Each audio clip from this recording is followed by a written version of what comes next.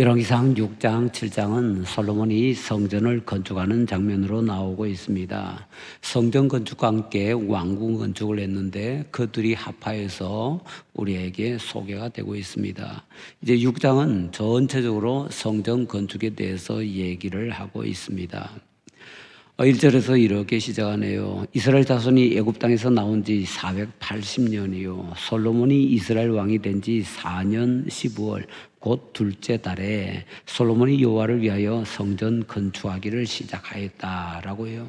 정확한 연도가 나와 있습니다. 그런데 이 정확한 연도를 다시 우리가 쓰는 일반적인 연도로 환산을 하려고 하면은 사실 쉽지가 않습니다. 때로는 보는 책마다 성전 건축 연도가 조금씩 다른 모습을 볼 수가 있습니다. 이것은 여러 가지 복잡한 이유들이 있는데요. 옛날에는 이제 고고학 자료에 대해서 연구가 많이 발전을 안 했었고 또 더 나아가서 고고학 자료 자체가 많지가 않았습니다. 그런데 이제는 고고학 자료가 상당히 많아졌고 그 자료들을 연구하는 기법도 참 다양해졌습니다. 특히 우리 기독교계에 있어서는 이 연도 계산하는 데 있어서 굉장히 중요한 역할을 하는 사람이 최근에 한 사람 생기게 되었습니다. 미국의 항공우주국입니까? 나사. 그 나사에서 근무하다 퇴직한 분인데요. 그분이 나사에서 사용하던 여러 수학적인 계산 방법으로 이 이스라엘과 유다의 왕들의 연대를 계산을 하였습니다. 그랬더니 그 계산의 결과 약간씩 차이가 나는데 우리가 알는 것과는 조금 다른 그런 것들을 제시를 하는데 고고학적인 여러 자료들하고 비추어서 볼 때 이것이 훨씬 정확하다라는 것을 알 수 있게 되었습니다. 그냥 미국 항공우주국에서 이런 것은 이렇게 계산하고 저런 것은 저렇게 계산하고 나름대로 어떤 법칙들이 있어서 그 법칙에 따라서 성경에 있는 연도들을 그 앞뒤로 맞춰서 넣는 거지요. 그랬더니 아주 독특하고 그렇지만 가장 정확한 그런 계산의 결과가 나왔습니다. 아마 현재로서는요, 최신 연구 중에서 가장 최신이면서 가장 많은 연구를 담았고 또 가장 수학적으로 정리를 잘했다라고 할 수가 있을 겁니다. 그 연구에서는 솔로몬의 성전 건축 연도를 주전 967년이라고 제시를 합니다. 보통 966년 이렇게 얘기하는데요. 967년을 제시합니다. 이스라엘이 애굽을 떠난 연대는 주전 1446년입니다.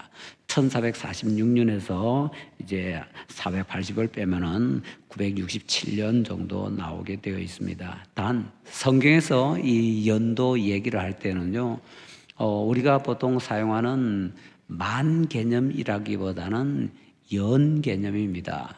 우리나라 이제 나이가 하나가 이제 역사 속으로 사라졌죠. 세는 나이가 역사 속으로 사라졌습니다. 세는 나이에 따르면은 12월 31일에 태어나도 그 다음 1월 1일에 2살이 되는 거지요. 그 세는 나이는 이제 없어졌습니다. 그런데 우리가 이제 나이를 계산할 때 국가에서 인정하는 것이 두 가지거든요. 하나는 이제 그냥 우리가 일반적으로 말하는 그 만 나이가 있고요. 그 다음에 학교 개념으로 시작하면 학령 나이가 있습니다. 학령 나이는 그 해에 태어난 사람은 몽땅 묶어서 한 해로 취하면서 한 살이라고 하지요. 만 개념은 우리나라가 좀 낯설기 때문에 그런데 그 만 개념에 따르면 이제 생일이 정확하게 자기 생일이 넘어가야 한 살이 더 먹게 되는 거고요. 그래서 만 개념으로 하면은 같은 학년인데도 나이들이 다 다릅니다. 정확하게는 몇 년, 몇 개월 이게 만 나이니까요. 자, 그런데 그런 이제 만 나이 말고 학령 나이 같은 해로 하는 연 나이가 있습니다. 그 성경에 나오는 이 연수들은요, 연나이 개념이다라고 생각하면 됩니다. 그래서 꽉 찬 만으로 횟수가 되기도 하고 또는 연나이기 때문에 한 해 정도 적게 될 수도 있다는 겁니다. 40년 이러면은 꽉 찬 40년이 될 수도 있지만은 39년 2, 3개월 정도도 될 수가 있다라는 것을 생각을 하도록 하십시다. 이스라엘이 애굽에서 떠난 것은 주전 1446년입니다. 솔로몬이 왕이 된 것은요 주전 971년입니다. 예전에 보통 970년이라 그랬거든요. 971년입니다.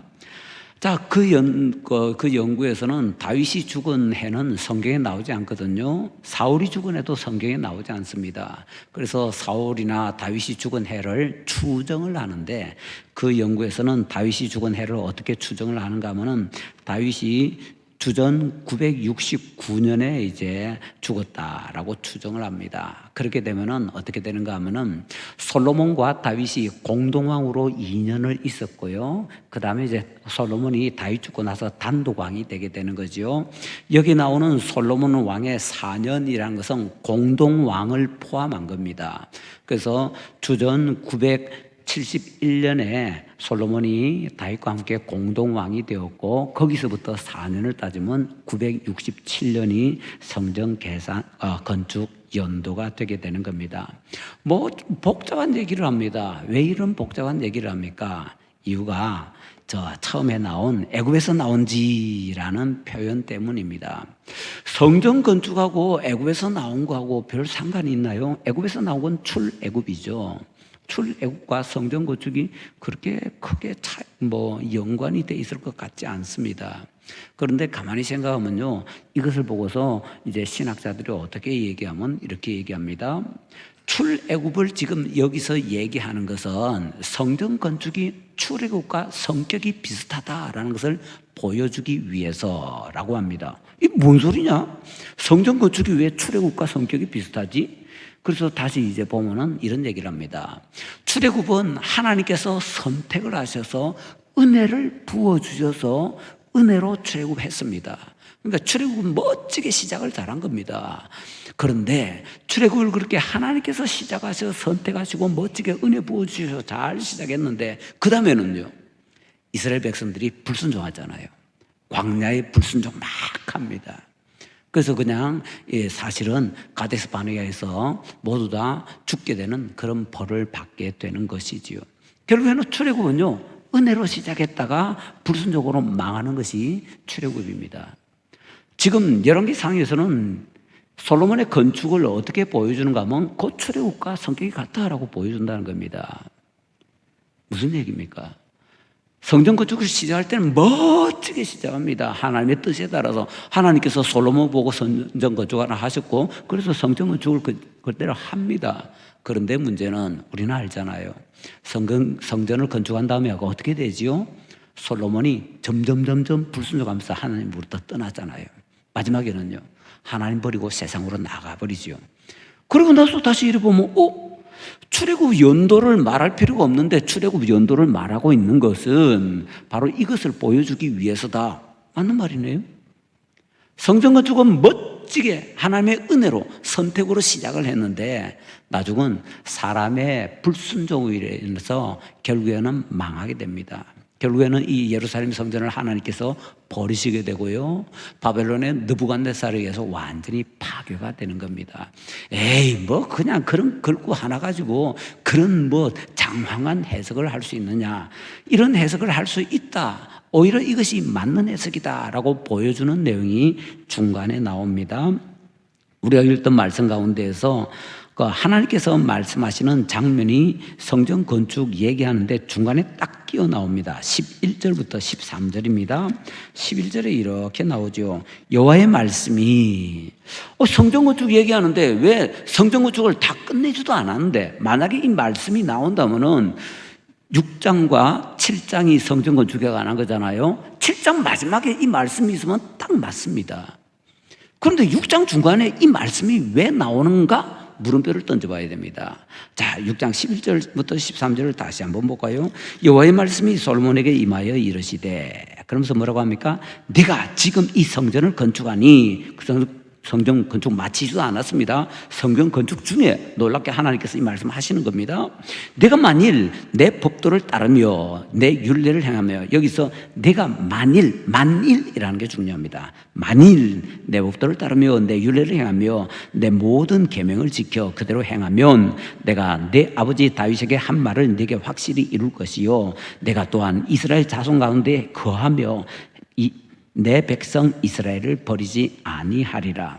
조건이 딱 걸려 있습니다. 어떤 조건요? 순종의 조건이 딱 걸려 있습니다. 솔로몬에게 주신 약속은요, 조건적인 약속입니다. 순종하면 내가 너희를 떠나지 않고 버리지 않겠다. 불순종하면요, 떠나고 버리겠다는 거지요. 이스라엘 가운데 거하지 않고 이스라엘 백성을 버린다는 게 뭐죠? 그게 바로 성전 파괴입니다. 벌써 성전 건축 시작하면서부터 이 말씀을 하나님께서 주시는 것입니다. 그렇기 때문에 우리는 사물의 처음부터 마지막까지 어떤 것을 볼 때, 특히 성경에서 이런 것을 우리에게 소개를 해줄 때 그냥 휙 지나가는 것처럼 보이지만 사실은 그냥 휙 지나가는 것이 아니고 다 이런 의미를 담아서 들어가는데, 처음에 1절에서 출애굽 연도 딱 제시하고 그 다음에 11절부터 13절에서 순종해야 바로 이 예루살렘 성전에 내가 끝까지 영원히 거해주겠다라는 이 약속, 이것이 기가 막히게 연결되면서 오히려 이것이 성전이 멋지게 시작하였지만 엉망으로 끝나게 된다라는 것을 보여주는 하나의 결정적인 그런 신호다라는 것을 우리가 꼭 기억을 해야 되겠습니다. 무슨 일이든지 좋은 일 잘하는 것 좋습니다. 그러나 그보다 더 좋은 것은요, 마지막까지 잘 하는 겁니다. 솔로몬이 성전은 좀 멋지게 잘 시작했습니다.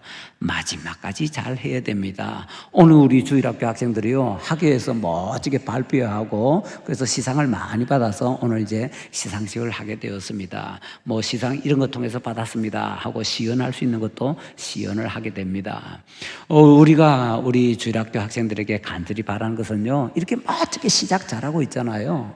이런 멋진 시작이 이렇게 우리 학생 시대, 어린 학생 시대에만 딱 끝나는 것이 아니라 앞으로 계속해서 어른이 되었어도 나이 많아졌어도 이런 모습의 삶이 계속해서 귀하게 이어지게 되기를 간절히 바랍니다. 그래서 성전 건축이 시작만 잘하는 것이 아니라 마지막도 잘하고 인생 건축이 처음부터 마지막까지 다 잘 되는 우리 모든 주일학교 학생들, 또 우리 모든 성도님들 되기를 간절히 바랍니다.